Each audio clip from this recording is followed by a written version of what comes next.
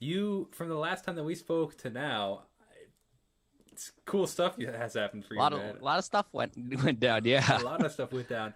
So I'll give a little backtrack on it, and then I want to hear your thoughts on it.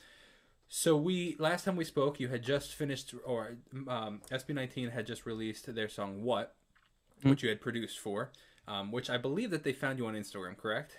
They saw or on YouTube. YouTube, something like yeah, okay. Yeah. And they really reached out, and so then from that, you had at that point you didn't know that you were going to be producing the EP, or did you know?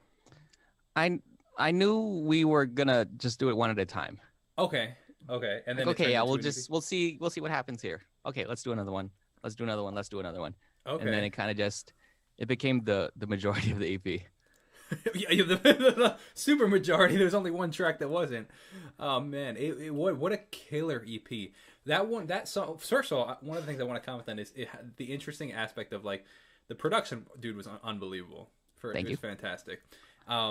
It was also interesting to see the different dynamics in the EP. Like what was super unique compared to the other ones. Hmm. The production on what was had its very own uniqueness, and then everything else kind of felt like was. I mean, that sounded like a lead single. You know what I mean? If that Hmm. makes sense. Everything was fantastic. I have a couple questions for you. I'd love to, chat back and forth and hear your process and stuff. But I'm so fascinated to know how much of that was real instruments versus like VSTs, especially like the strings and Oh, stuff.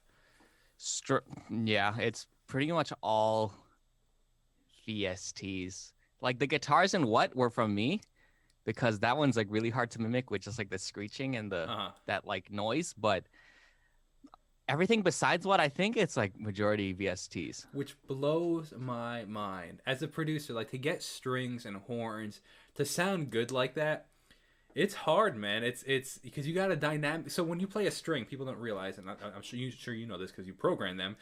When you play a stringed instrument, you bow it in, and it usually starts quieter. It comes in louder. The legato, the release. There's Hmm. so many things. The vibrato in it. They get the program to actually make it sound real. Otherwise, it just sounds like an early 2000s pop track with these fake strings.